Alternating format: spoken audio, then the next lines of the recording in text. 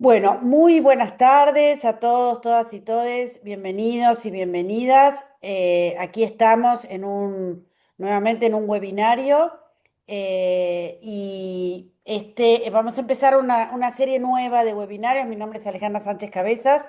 Yo soy la presidenta de la Asociación Argentina de Salud Pública. Bienvenidos y bienvenidas. Estamos empezando una serie de webinarios, del cual este es el primero donde vamos a abordar algunas cuestiones que tienen que ver con la perspectiva decolonial, una perspectiva filosófica. Alguien preguntó, generalmente hacen pocos comentarios por Instagram, uno fue y preguntaron qué tiene que ver esto con la salud pública. Hoy vamos a ver qué tiene que ver esto con la salud pública y de paso, como habitualmente, muchas y muchas de las personas que se inscriben en estos webinarios no nos conocen o no son socias y socios, les quiero contar que la Asociación Argentina de Salud Pública es un espacio donde nos reunimos personas que trabajamos en la salud o que queremos trabajar para la salud o que queremos defender la salud y que entendemos que la salud es un derecho humano y que la salud está atravesada por fuerzas y está atravesada por intereses y por disputas y por lo tanto eso la convierte en un campo político. No político partidario necesariamente, una de las fuerzas son partidarias, pero no las únicas, y entender eso, esto es entender que somos personas adultas y cuando vemos más de tres personas adultas y también más de tres infancias, hay conflicto, hay tensión y hay que resolverlo. En este campo quiero pedirles, les voy a compartir en un ratito en el chat. Estamos desde la Asociación Argentina de Salud Pública en conjunto con las dos federaciones de generalistas, FAN y FANFIC, con la Sociedad Argentina de Medicina, con ISALUD, con Surcos, con SUMEC, con la Red del Derecho a la Salud, con la RAIS, la Red de Investigadoras e Investigadores de Salud, y con algunas otras instituciones impulsando un movimiento para que haya algunos ejes que son transversales al derecho a la salud, no temas, pero son ejes transversales sin los cuales el derecho a la salud no se puede garantizar y necesitamos que muchas personas completen esta encuesta, no es un estudio, no es una investigación, es una construcción de una masa crítica que nos dé exigibilidad durante este gobierno y durante los gobiernos que vengan para que determinadas cuestiones no se toquen, que tienen que ver con esta estructura que hace al edificio de la salud. Así que yo en un ratito voy a compartir esto. Agradezco muchísimo a Silvia Cárcamo, que es una de las que, bueno, la que fundó, y no sé si ya, creo que ya no lo dirige más, el Consejo de Interdisciplinaridad e Interprofesionalidad que organiza este webinario. Ella les va a contar un poquito más de qué son los consejos y cómo funcionan. Y a quienes están acá, súmense a la Asociación Argentina de Salud Pública porque necesitamos mucha gente que esté dispuesta a soñar que una salud es posible para todos y todas en este territorio. Muchísimas gracias, Silvia. El espacio es tuyo. Gracias, Ale, siempre tan elocuente, tantas cosas lindas y tanto entusiasmo que transmitís con estas propuestas que por eso es que estamos acá, entramos y permanecemos. En este caso, nuestro consejo, que es el Consejo de Interprofesionalidad e Interdisciplinariedad, que tiene una perspectiva que es nacional y latinoamericana. Por eso hemos convocado para formar parte de este consejo a colegas que trabajaran aspectos filosóficos vinculados con la salud a partir de tener nuestras preocupaciones filosóficas que nos permitieran también a veces explicar muchas de estas cosas que acabas de plantear vos que nos atraviesan, entre ellos también una perspectiva, una mirada que también es filosófica. En este caso, acaba, digamos, estamos tratando de que por ahí Mauricio después pudiera tener audio para seguir con esta coordinación. En este caso, asumo por ahora la coordinación. Yo soy la presidenta todavía del Consejo. Hemos tenido nuestras elecciones y lo que se ratificó, es la presidencia y renovamos la secretaría y Gonzalo Criado, justamente nuestro profesor de filosofía y antropología cultural, aquí presente, será uno de los expositores en este primer webinario. Nos quedan dos por delante y vamos a ver si aceptamos el desafío que nos propone la presidenta de incluir mujeres en alguno de estos webinarios para integrar no solo la filosofía con la salud, sino también las mujeres, los hombres con la filosofía, los hombres, las mujeres y todos los seres humanos que habitamos esta tierra. Entonces, Gonzalo, te paso la palabra. Mauricio, si en algún momento tenés habilitado el sonido, tomás la coordinación. Y después, por supuesto, esperamos a Diego Yanivico, que es otro de los integrantes de este grupo de filosofía latinoamericana, del colectivo de filosofía latinoamericana, que hemos sido parte interesada en, en convocarlo a formar parte de nuestro comité. Así que muchas gracias por este espacio y por todos los otros que vendrán. Bueno, ¿qué tal? Buenas tardes a todos. Muchas gracias, Silvia. Muchas gracias, Alejandra.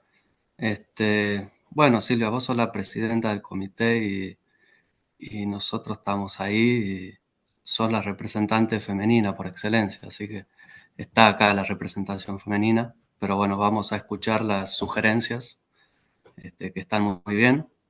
Bueno, antes que nada, buenas tardes a todas y todos los presentes.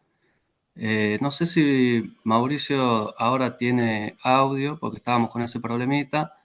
Me dijo que iba a cerrar la cámara, a ver si con eso podría solucionar el tema del audio, porque estaría bueno si él puede hablar, porque bueno, habíamos organizado, habíamos planificado esto con la conducción de él. Así que estaría interesante, me gustaría probar ahora, a ver si vos, Mauri, podés probar si sale el audio, y si no, bueno, sigo yo, pero nada, me gustaría hacer esa prueba si podemos. ¿Podés hablar, Mauri?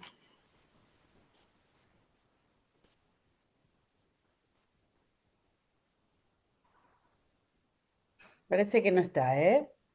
Acá está, sí, como anfitrión, pero no está. Está con la No. cámara y con el coso apagado. Hola, buenas tardes. Buenas tardes, ¿cómo están? Resucitó! Muy Eh, bien. Sí, sí, Eh, sí, no. sí, sí. Bueno, mil disculpas por estos inconvenientes técnicos que, bueno, superan a veces las previsiones. De parte del colectivo de filosofía latinoamericana, agradecer mucho este espacio. Bueno, hoy le toca exponer a mis compañeros, a Gonzalo y a Diego. Bueno, de mi parte, lo que me gustaría decir a la SAP es agradecer por esta invitación, al comité interprofesional y interdisciplinario también. Y decir un poco desde dónde también queremos hablar. Nosotros no somos profesionales de la salud, no somos ni médicos, ni enfermeros, ni trabajamos en hospitales. Somos gente más bien del ámbito de los estudios, en humanidades, filosofía. En mi caso soy docente de literatura, de español y de comunicador, pero creo que lo que tratamos acá de hacer es aportar, ¿no? Humildemente, una especie de, no sé, de repertorio de herramientas de pensamiento, ¿no? Para abordar esas prácticas que hacemos, ¿no? Porque entiendo que por más que no trabajemos nosotros en ese ámbito, sí podemos afirmar que siempre se trabaja en un lugar específico, en una situación, en un territorio, y que esa situación, ese lugar, ese territorio, está construido no solamente por, no sé, cuestiones geográficas o materiales, sino también simbólicas, históricas, con imaginarios propios de cada espacio. Y sin duda no es lo mismo trabajar en salud, no sé, en La Recoleta que en el Chaco, por ejemplo, que es el lugar en el que estoy en este momento. Y entonces, nada, trataremos de hacer un panorama de algunas perspectivas que creo que pueden ser útiles para aplicar en cualquier tipo de práctica que tenga que ver con el trabajo, sobre todo de lo público, ¿no? Que es algo que, como mencionaron al comienzo, está siendo atacado eh, fuertemente y digamos bueno, que es lo que hay que recuperar, ¿no? Entonces, en ese sentido, estos tres webinarios que vamos a estar proponiendo están muy relacionados. Este primero es esta introducción, un panorama breve de lo que es la perspectiva decolonial. Después vamos a estar pensando desde el pensamiento de Rodolfo Pusch, precisamente, una ontología americana. Y en el último vamos a estar abordando bastante más de lleno esta tensión entre lo público y las propuestas de abandono, digamos, ¿no? De las políticas públicas por parte de los modelos neoliberales, ¿no? Que nos proponen una especie de vida en peligro, ¿no? Una especie de desamparo ante el cual el individuo tiene que amañarse solo para poder sobrevivir y llevar adelante su vida, ¿no? Y creemos que eso es claramente una especie de engaño, ¿no? Hacia la comunidad y que justamente la comunidad es donde podemos encontrar un amparo para poder llevar adelante, no sé, una vida un poco más justa, ¿no? Una vida un poco más feliz, tal vez, ¿no? Así que, bueno, no quiero tomarnos mucho más tiempo, voy a estar de acá ahora que estoy coordinando y que estoy conectado. Gonza, te dejo la palabra.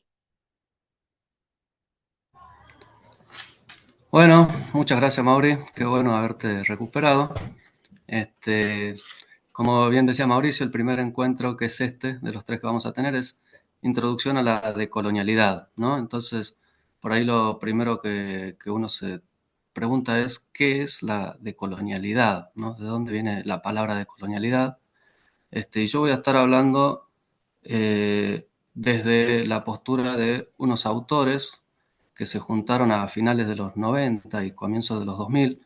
Son todos autores latinoamericanos, la mayoría son sociólogos, si bien hay filósofos y algún antropólogo, la mayoría de ellos son sociólogos, entre los que se encuentra, por ejemplo, Aníbal Quijano, que es uno de los fundadores de este grupo, que Aníbal Quijano, bueno, ya no está entre nosotros, pero era un sociólogo peruano. Está Edgardo Lander, que es un sociólogo venezolano, y es un grupo, y hay varios más, ¿no? Está Enrique Dussel, que es un filósofo que ya tampoco está entre nosotros, pero fue un filósofo argentino muy importante, que también formó parte de este grupo. Eh, y es un grupo que, les decía, se juntó a finales de los 90 y comienzos de los 2000. Muchos de ellos trabajaban en Estados Unidos, ¿no? Hacían lo que le llamaban estudios postcoloniales, y empezaron a comunicarse, a juntarse, viendo que en esos estudios que le llamaban postcoloniales, no se estaba teniendo en cuenta un aspecto de la crítica, o mejor dicho, en la crítica a la modernidad, no se estaba teniendo en cuenta un aspecto fundamental de lo que ellos consideraban que formaba parte constitutiva de la modernidad, que es la colonialidad, ¿no? Entonces, bueno, ahí volvemos a la palabra, no de colonial, pero colonialidad, ¿no? ¿Por qué colonialidad? Estos autores piensan que, eh, por un lado, la modernidad, al igual que lo que plantea el marxismo, ¿no? Karl Marx, comienza con la conquista de América, ¿no? Ese es como el hito a partir del cual, mejor dicho, se identifica el comienzo de la modernidad. Ahora, lo que plantean estos autores es que una vez que después de la Segunda Guerra Mundial comienzan no después de la Segunda Guerra Mundial, sino mucho antes, mejor dicho, cuando los países comienzan su proceso independentistas, cuando se independizan de los conquistadores, ¿no? Las colonias dejan de ser colonia. Eso es lo que nosotros llamamos descolonización, ¿no? Hay un proceso de descolonización a partir del cual los países se independizan, pero lo que notan estos autores es que esa descolonización se da en algunos aspectos de la vida que tienen que ver con los aspectos políticos, ¿sí? O sea, se produce la independencia de las colonias, pero más allá de que los países pasan a ser independientes, digamos, autónomos, y se conforman los nuevos Estado-Nación, queda todavía toda una estructura de poder que no ha sido modificada y que perdura hasta nuestros días, ¿no? Entonces, aquello que todavía persiste desde la colonización hasta nuestros días, aún habiéndose independizado los países, o sea, aún habiendo descolonizado, todavía persiste una estructura de poder global que se impuso desde la colonización, ¿no? Entonces, la colonialidad hace referencia a esas estructuras de poder que empezaron con la colonización y con la conquista de América, y que siguen hasta nuestros días, pese a la independencia de las naciones, ¿no? Entonces, la colonialidad, en algún sentido, hace referencia a eso, y la decolonialidad, ¿no?, es precisamente lo que estos autores van a llamar al intento de desandar, ¿no?, esas estructuras de poder que persisten hasta nuestros días. Edgardo Lander, este sociólogo venezolano, se va a referir a esto en términos de neoliberalismo, ¿no? Lo que va a decir Lander es que en la actualidad el neoliberalismo es discutido, debatido, como si se tratara de una teoría económica, ¿no? Y el terreno de disputa que se propone contra el neoliberalismo se propone desde la economía. Y lo que dice Lander es que ahí ya la batalla está perdida, porque precisamente el neoliberalismo no es una teoría económica, o no es solamente una teoría económica, sino que el neoliberalismo es un modelo civilizatorio que abarca todos los aspectos de la vida, ¿sí?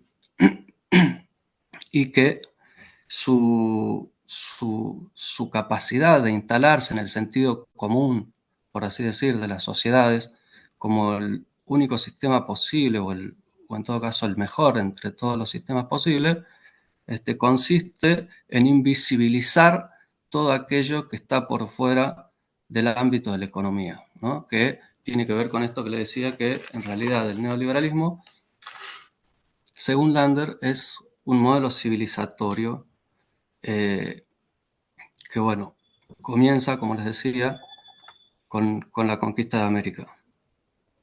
Estos autores también toman un concepto de un filósofo que se llama Immanuel Wallerstein, que es el que acuñó el concepto de sistema mundo, que el sistema mundo hace referencia a un fenómeno que existe a partir de la conquista de América. ¿Qué es el sistema mundo? Lo que va a decir Wallerstein es que por primera vez, desde la conquista, el mundo pasa a estar integrado en su totalidad como un sistema, ¿no? Es decir, antes de la conquista de América no había un mundo, sino que había varios mundos. Y esos mundos no estaban conectados entre sí. Ahora, a partir de la conquista de América, se cierra la totalidad del planeta, la totalidad del planeta pasa a tomar conocimiento, cada una de las partes respecto de las otras, y pasan a estar todos integrados en un sistema que es el sistema capitalista, ¿no? En todo el mundo se producen mercancías para el mercado mundial. Entonces, a partir de allí se conforma por primera vez en la historia un sistema que abarca la totalidad del planeta.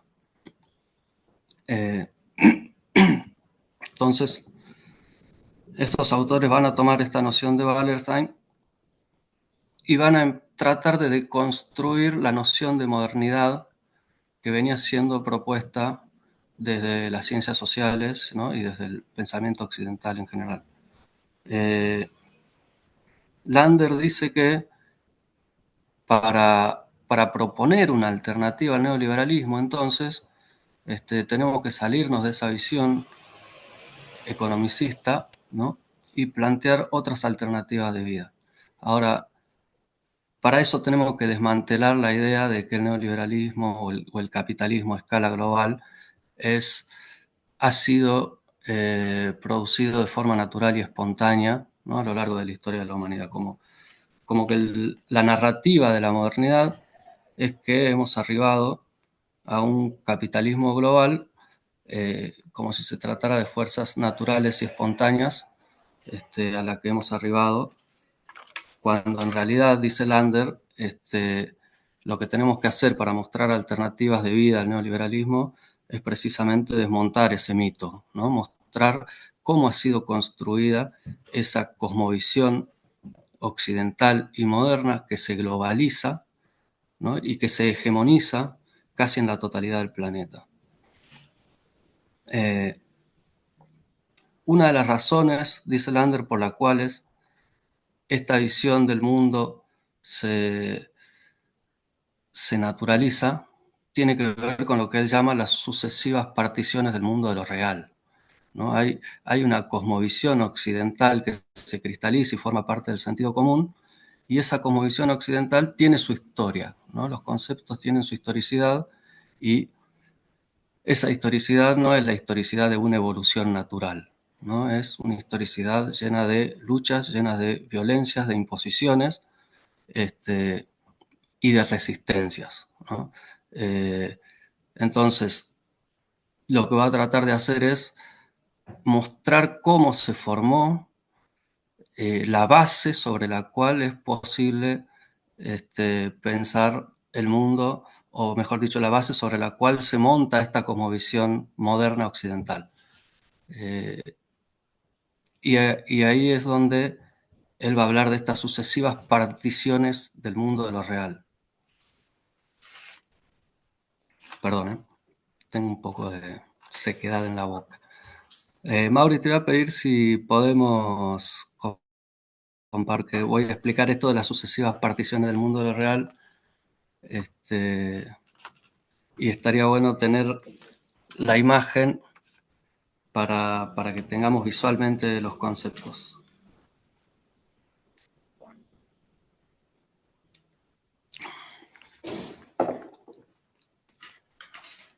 Ay, ahora sí. Bueno, la primera separación ontológica, ¿no? Ontológica hace referencia al orden del ser, ¿no? Eso es la ontología, es lo que es del orden del ser. Entonces, la primera separación ontológica que se produce en la tradición occidental es muy, muy anterior a la modernidad y viene de la tradición judeocristiana, ¿no? En la tradición judeocristiana, la primera separación se produce entre lo sagrado y lo profano, ¿no? Ahí va. Bueno, la división entre lo Ahí sagrado y lo se puede profano ver. se ve minimizada la imagen, y se ve de fondo como la configuración. Ahora se ve un Word. Ujú.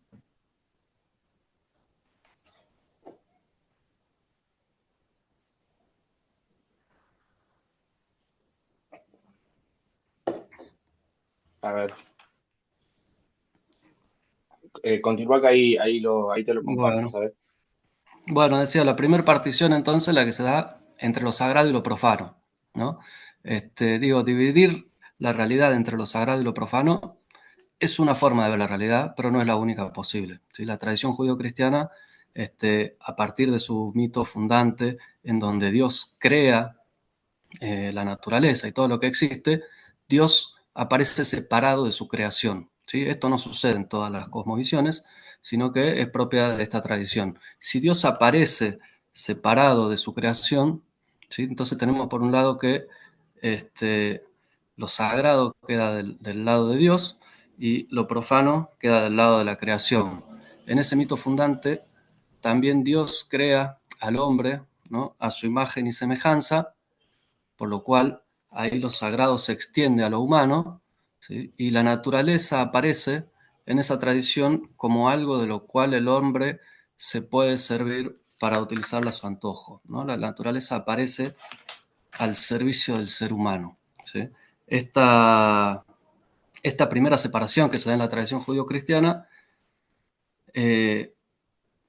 digamos que no contiene inhibiciones al control de la naturaleza por parte del ser humano, ¿sí? El ser humano está habilitado a hacer con la naturaleza, y esto incluye al resto de los animales, ¿no? No solo a la naturaleza como recurso natural, sino al resto de los animales, como aquello de lo cual el ser humano se puede servir sin ninguna culpa, ¿no? Porque eso lo ha puesto Dios para que el hombre haga uso de esa naturaleza a su antojo. Gracias, Mauri, ahora sí la podemos ver bien. Bueno, ahí está, ¿no? La primera separación ontológica que les decía de la tradición judío-cristiana, eh, que es la que luego va a ser sacralizada en la modernidad, ¿no? Y hay un filósofo de la modernidad que se llama René Descartes, un filósofo francés que se considera como el filósofo, o uno de los filósofos más importantes, porque pudo expresar en su pensamiento eh, el pensamiento de una época, digamos, ¿no? No es que él creó el pensamiento de la modernidad, sino que él logró expresar el pensamiento de una época. Y lo que va a hacer René Descartes es, a partir de estas separaciones, sacralizarlas y establecer las separaciones ontológicas que van a ser la base de la modernidad y la base del pensamiento científico occidental. Ahora sí podemos pasar, Mauri, a la plaquita que sigue. Gracias. Entonces, las separaciones ontológicas que aparecen en la modernidad son la separación entre mente y cuerpo, como dos cosas separadas, ¿sí? Del mismo modo, la razón y el mundo, ¿sí? Donde el mundo aparece como algo eh, carente de significado, ¿no? Por sí mismo, ¿no? Sino que el mundo tiene que ser comprendido por las estructuras de la razón. De hecho, esta separación entre mente y cuerpo y razón y mundo es una separación sustancial, ¿no? Porque por eso Descartes dice que la realidad, lo que existe, se compone de dos tipos de sustancia, que son la sustancia pensante y la sustancia extensa, ¿sí? Quedando del lado, perdón, de la sustancia pensante, la mente, la razón, ¿sí? Y por último, el sujeto, ¿sí? Que el sujeto es el productor de conocimiento, mientras del otro lado queda el objeto, ¿sí? Entonces, estas sucesivas separaciones que se producen en la modernidad, que como dije recién ya venían de antes, pero se sacralizan en la modernidad y empiezan a tomar un carácter más típicamente moderno, ¿no? Como dice ahí abajo, el mundo se convierte en un mecanismo desespiritualizado, generando una postura instrumental del ser humano hacia el mundo, ¿no? Entonces, ¿cuál es la idea de estas separaciones ontológicas y cómo se relaciona esto con el pensamiento moderno? Lo que van a pensar estos autores es que solo sobre la base de estas separaciones es posible pensar en un conocimiento objetivo, universal, es decir, un desconocimiento descorporizado y desterritorializado, ¿sí?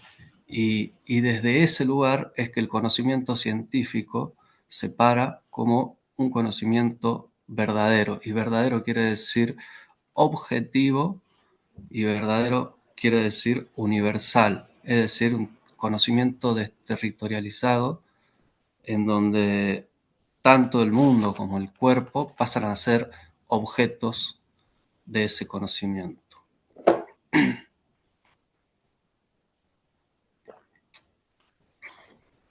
¿Vamos bien hasta acá? ¿Esto se entiende? Sí. Bien. Esto, les decía entonces, es lo que está a la base de lo que se va a constituir como el conocimiento científico, con esa pretensión de universalidad y con esa desituacionalidad, ¿no? El conocimiento está fuera del mundo, ¿sí? Se habla desde un punto de vista neutral y objetivo. Bueno, lo que piensa Lander entonces es que estas separaciones que no están en todas las cosmovisiones, ¿no? Sino que esta manera de concebir la realidad se ha vuelto, por así decir, hegemónica, pero no es que era la única manera existente de concebir la realidad, no solo que había en otras culturas que todavía ellos muchos de ellos no conocían, sino que dentro de la misma Europa, ¿no? Dentro del mismo centro de poder capitalista, existían también otras cosmovisiones, pero que han sido silenciadas, han sido dejadas de lado o han perdido, ¿no? En esa lucha por la hegemonía. Esta es la cosmovisión, según estos pensadores, que se ha hecho hegemónica y que está a la base del pensamiento científico. A partir entonces de la conquista de América, que diseña un nuevo orden mundial, básicamente por la posibilidad de la acumulación de riqueza por parte de Europa, vía la expropiación y vía el saqueo de recursos naturales, ¿no? Los minerales fundamentalmente. Europa se consolida como el centro del poder mundial, ¿no? Dentro de ese mundo que existe por primera vez como un sistema capitalista global y se convierte al mismo tiempo en el centro productor de conocimiento. ¿Sí? No solamente va a organizar la producción de mercancías a nivel mundial, sino que también va a ser el centro desde el cual se produzca conocimientos y va a ser recién en el siglo XIX en donde van a empezar a surgir las ciencias sociales, que las ciencias sociales ya parten sobre una visión, sobre una narrativa de la historia universal eurocentrada, ¿no? Ya las ciencias sociales tienen como base, eh, tienen como base esta concepción del ser humano y esta cosmovisión liberal, ¿no? Entonces, lo que van a hacer las ciencias sociales a partir de su surgimiento es servir para legitimar, ¿sí? Ciertas relaciones de poder que ya se encontraban instituidas, ¿no? Así vemos cómo, por ejemplo, la antropología se va a crear para estudiar al otro, ¿no? Al otro que no es el europeo, ¿no? Y ese otro va a ser estudiado en comparación, ¿no? Con el europeo, y el europeo dentro de una narrativa universal se pone a sí mismo como, como al final de una historia progresiva, ¿no? De una historia evolutiva, ¿no? Y como el centro. ¿Por qué se pone al final de esa historia evolutiva? Porque, como les decía recién, la antropología va a clasificar a las distintas sociedades dentro de una línea de tiempo en donde esa línea de tiempo es a la vez progresiva, ¿no? Entonces, lo que está más atrás en el tiempo, por eso vieron que se dice que lo más atrasado es como peyorativo, ¿no? Decir esto es más atrasado es como decir es menos evolucionado, pero menos evolucionado en términos peyorativos de que todavía le falta desarrollarse, todavía le falta mejorar, ¿no? Entonces el europeo se concibe a sí mismo al final de esa línea de tiempo como la máxima evolución del ser humano hacia la cual todos los seres humanos se dirigen, por así decir, ¿no? Y la antropología como estudio del otro, cuando se aboca al estudio de las otras culturas, va a poner a las otras culturas dentro de esa línea de tiempo en el pasado, ¿no? Ahí se produce una contradicción de que hay una simultaneidad entre las otras culturas y los europeos, pero al mismo tiempo esas otras culturas forman parte en términos cognitivos del pasado de la humanidad, aún siendo contemporáneos, ¿no? Le falta evolucionar para ser como ellos. En otras palabras, no son ni siquiera concebidos como otras culturas, o mejor dicho, el europeo va a pensar que las otras son culturas, pero que ellos no tienen cultura, porque esa capacidad de dominar la naturaleza a través de la técnica les hace creer que ellos no son poseedores de una cultura que implicarían ciertas creencias, sino que ellos son poseedores de un conocimiento verdadero, mientras los otros son poseedores de cultura, es decir, de creencias que no pueden distinguir bien las cosas y que mezclan, ¿no? Las distintas cosas y no pueden distinguir lo que es la naturaleza de lo que no es la naturaleza, lo que es el sujeto del objeto, y se confunden en esa maraña de cosas.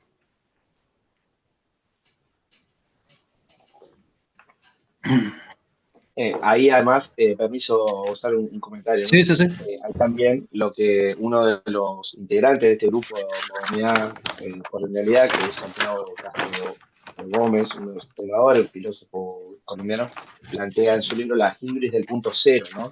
Que es como esta especie de desmesura o de soberbia total de pensamiento moderno occidental, de poder ver el mundo, poder ver todo, pero no poder ser visto, ¿no? Es como una especie de punto cero en donde la mirada, digamos, de la modernidad colonial no está situada en ningún lado, ¿no? Entonces no puede ser observada. Y por otro lado también este doble juego de negar, como decís vos, invisibilizar y de destemporizar eh, algo que en realidad es contemporáneo e incluso, digamos, muchas veces superior a nivel técnico, ¿no? Porque uno de los grandes mitos que instala la modernidad europea es la del avance técnico, cuando en ese momento en particular, y sobre todo lo que fue el periodo de la conquista, había culturas en América que tenían desarrollos técnicos muy superior a los desarrollos técnicos que se conocían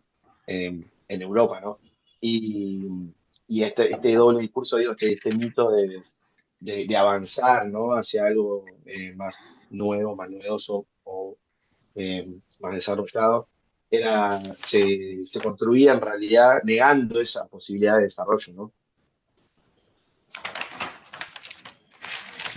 Exacto. Bien, bueno, la otra vertiente a la que quería hacer mención, que es la que confluye con esta de Lander, es la de Aníbal Quijano, ¿no? Que lo que va a plantear Aníbal Quijano como constitutivo de esta colonialidad del poder es la forma en que a partir de la conquista la sociedad fue clasificada y jerarquizada a partir del concepto de raza, ¿no? El concepto de raza este, es un concepto inventado que ha sido disfrazado de cierta cientificidad, ¿no? Es decir, acá el conocimiento científico también servía para legitimar ciertas cosas, pero había cosas que se hacían pasar por científicas para tener cierta legitimidad, ¿no? Y esto es lo que pasó con el concepto de raza. El concepto de raza se utilizó para clasificar a la población mundial en base a diferencias fenotípicas, pero argumentando que esas diferencias fenotípicas este, eran señal de diferencias genotípicas, ¿no? Entonces, ahí había una mentira, ¿no? Respecto de la existencia de razas humanas, ¿no? Hoy sabemos que no existen las razas humanas, pero el concepto de raza se acuñó para distinguir a la población y con él se clasificó la sociedad de todo el planeta, pero se produce ahí, dice Quijano, una división internacional del trabajo que está basada en el concepto de raza, ¿sí? O sea, ya había una jerarquización previa al racismo, que era la de género, ¿no? En donde ya había una jerarquización y una división del trabajo este, en relación al género, a lo masculino y lo femenino, pero a esa se suma a partir de la conquista de América esta clasificación racial de la población, en donde al hombre blanco europeo le va a corresponder un salario por el trabajo que realiza, mientras que las otras razas consideradas inferiores no van a ser dignas de percibir salario o van a percibir menor salario, ¿no? Esta división internacional del trabajo que se produce a nivel mundial, ¿no? Por eso, bueno, división internacional del trabajo que se produce, piensa Quijano que fue muy exitoso y perdura hasta nuestros días, ¿no? Porque eh, una de las instituciones de la modernidad a través de las cuales se organiza la vida es la familia, ¿no? Y del capitalismo está la familia, y la familia implica la herencia, ¿no? Y así como los rasgos fenotípicos son hereditarios, el capital también es hereditario, ¿no? Entonces lo que sucede es que esta división internacional del trabajo perdura hasta nuestros días porque la distribución de la riqueza conserva todavía esa estructura y existe todavía el imaginario esto lo podemos discutir o no, pero es lo que plantean estos autores, de que todavía existe el imaginario de cierta superioridad de ciertas etnias respecto de otro, de cierto color de piel respecto de otro, y a grandes rasgos podemos observar que la distribución del poder todavía tiene color en el mundo, ¿no? Y en Latinoamérica eso lo podemos observar muy claramente. El poder tiene una jerarquización y tiene un color, ¿no? Entonces, la decolonialidad implica poder democratizar el poder, ¿no? Algo que no ha sucedido. Si bien hemos instalado Estado-naciones, hemos adquirido la democracia como sistema de gobierno, etcétera, etcétera, no hemos podido democratizar el poder, sino que todavía el poder se encuentra estructurado en las viejas relaciones coloniales. ¿Sí? A eso hace referencia la decolonialidad. Y también lo vemos en el ámbito del pensamiento, que digo, esta supuesta superioridad del conquistador sobre el colonizado, que después se traduce en términos de raza, también se traduce en cuanto que el conocimiento va a ser producido por Europa, ¿no? Y digo, cualquiera de nosotros se puede dar cuenta que para legitimar o validar el conocimiento, Europa sigue funcionando, Europa y Estados Unidos, que también forma parte del centro del poder, ¿no? Como centro de legitimación del conocimiento. Digo, entonces, todavía esas estructuras de poder tienen la lógica colonial. Y dice Aníbal Quijano que lo que se globaliza, ¿no? A partir de la conquista de América y no se rompe es esta colonialidad del poder, es el capitalismo y es el eurocentrismo, ¿no? Son estas tres cosas las que todavía perduran y las que tenemos que inventar un lenguaje nuevo y propio para poder pensarnos y para poder desarmarlas. Para el control del trabajo, los recursos y los productos, existe la empresa capitalista. Para el control del sexo, sus recursos y productos, existe la familia burguesa. Para el control de la autoridad, existe el Estado-nación. Y para el control de la intersubjetividad, existe el eurocentrismo, ¿no? Entonces, estas instituciones se crearon durante la expansión colonial, pero perduran hasta nuestros días pese a la descolonización política de los distintos países.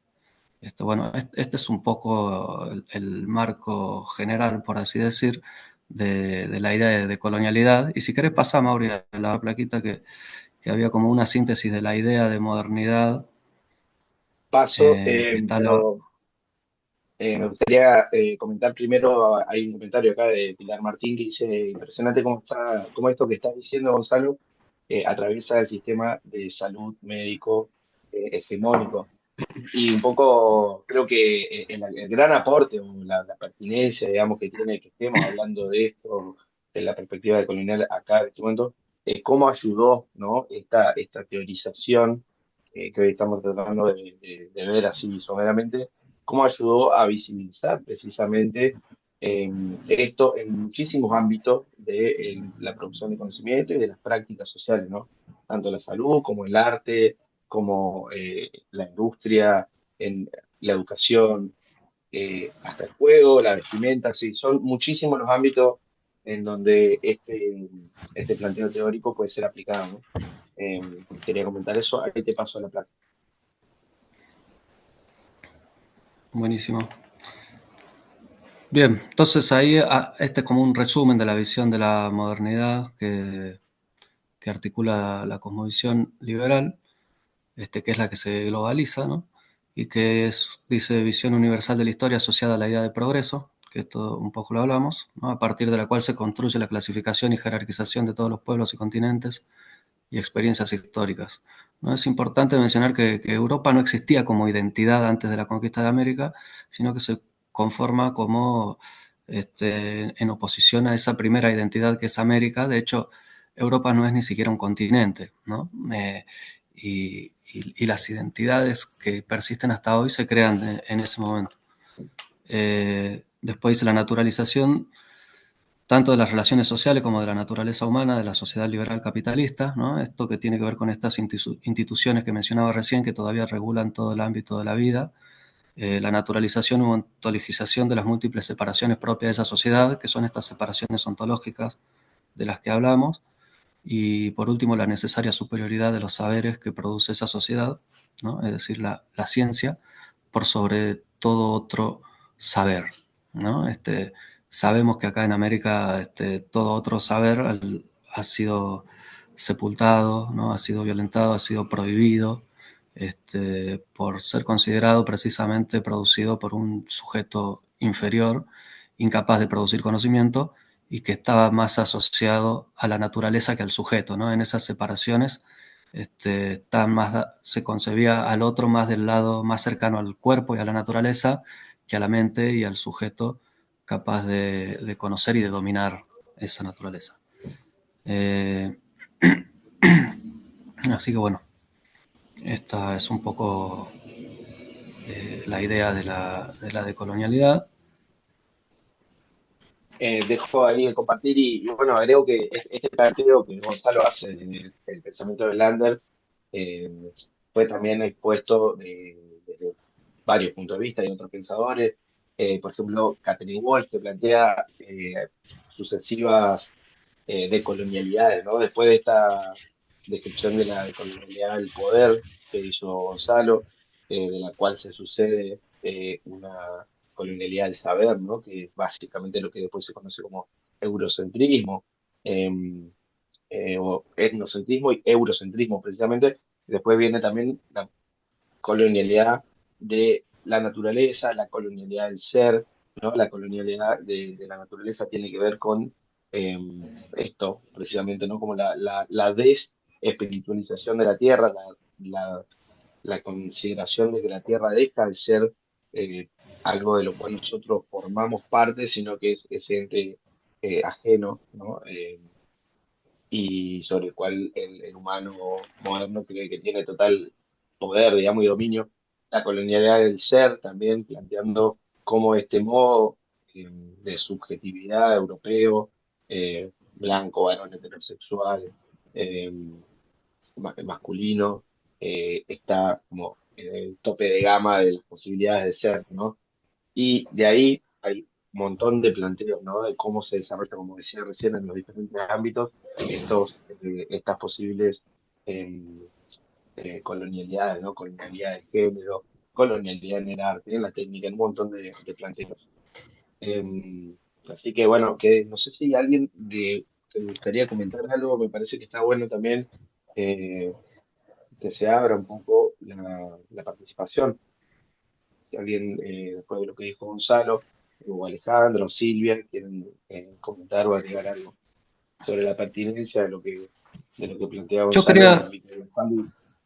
Sí, una cosita, Mauri, respecto de eso de la pertinencia y demás, quería mencionar que dentro del comité nosotros venimos trabajando estas cosas en relación a la salud y Silvia, de hecho, junto con, si no me equivoco, Gloria Mancinelli, si no recuerdo bien, corregime Silvia, ellas presentaron un trabajo en uno de los congresos de ASAP sobre el racismo en la salud, ¿no? sobre cómo todavía en las prácticas actuales dentro del ámbito de la salud todavía existe el racismo y cómo afecta dentro de esas prácticas, ¿no? Bueno, y eso, digo, está vinculado con esto y, y le da un poco la razón a estos autores en relación a que todavía persisten, ¿no? Esas estructuras. Creo que Sí, eso fue preguntaron, una propuesta de Alejandra Sánchez Cabeza que nos pidió que escribiéramos para la revista de la SAP y sí, aparecen estas cuestiones y está vinculado en el caso del escrito directamente con de la manera en que afecta el racismo, particularmente sobre la salud pública.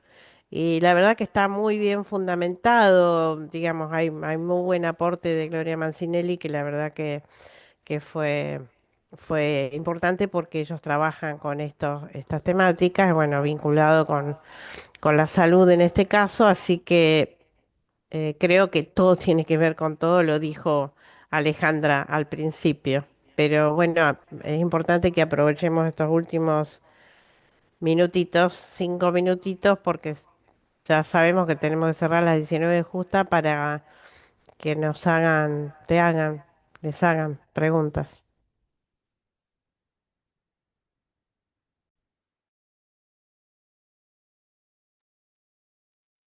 Bueno, ahí preguntaban por un libro. Nosotros recomendamos como para introducir el tema este de la colonialidad del saber, eurocentrismo y ciencias sociales, que es un compilado de Lander, tiene artículos de distintos autores y es como una especie de clásico de la perspectiva de colonial. Tiene hecho un prólogo en donde Santiago Rofoel y Santiago Castro Gómez hacen como, bueno, un panorama de el nacimiento de, de esta perspectiva. Y también queremos, bueno, ya que vamos a cerrar el puntual, invitar al próximo webinario y comentar que, bueno, estos tres webinarios que vamos a estar desarrollando, como mencionaba hoy, están relacionados. Entonces, si por ahí no surge ahora alguna pregunta o un comentario, eh, bueno, puede quedar ahí en el tintero para retomar en el próximo encuentro. Yo aprovecho Igual, para sí. agradecerles mucho estos aportes que son muy interesantes. Ahí Andrea está recomendando también otro autor, a Rafael Bautista, que es un pensador, escritor y conferencista boliviano con varios artículos y libros publicados que abordan la temática, entre ellos El tablero del siglo XXI, Geopolítica decolonial de un nuevo orden posoccidental.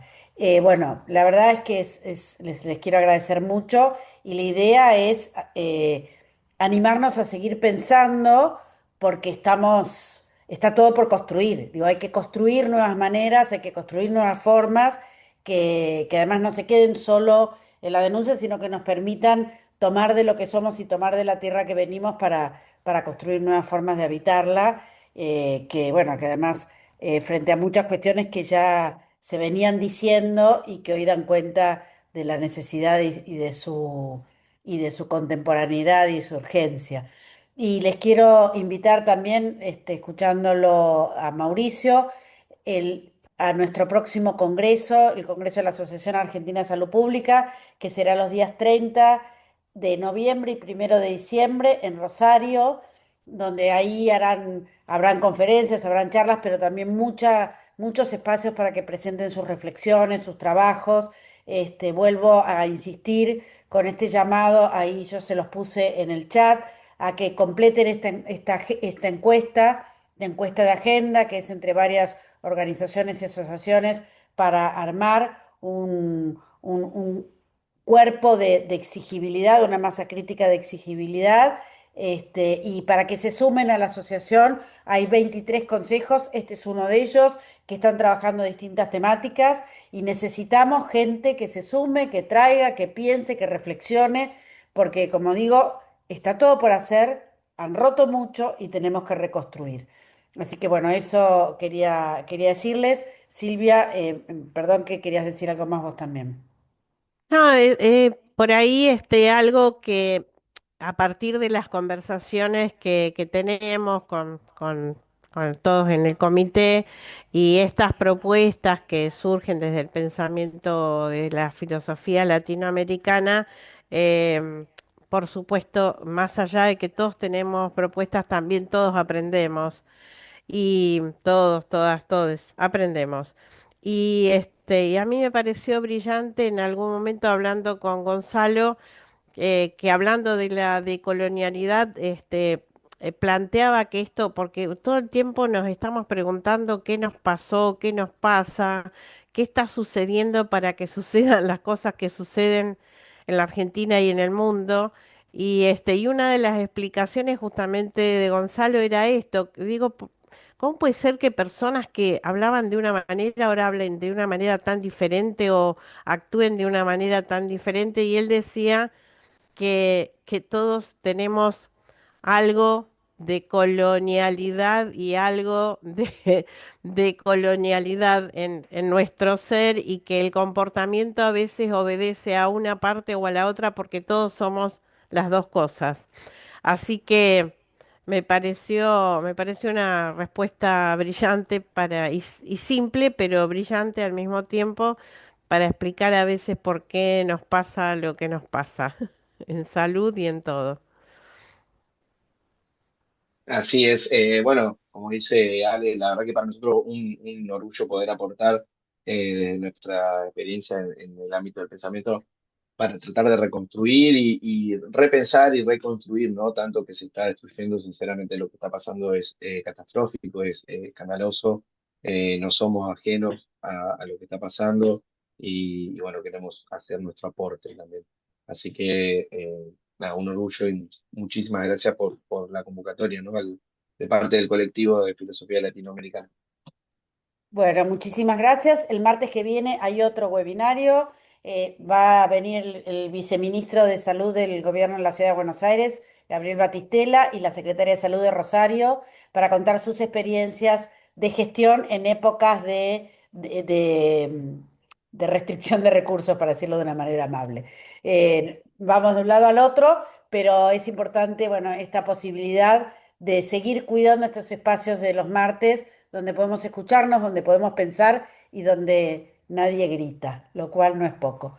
Les deseo un hermoso día y una muy linda semana. Muchísimas gracias, Gonzalo, Silvia y Mauricio. Muchas gracias a todos y todes. Nos vemos pronto.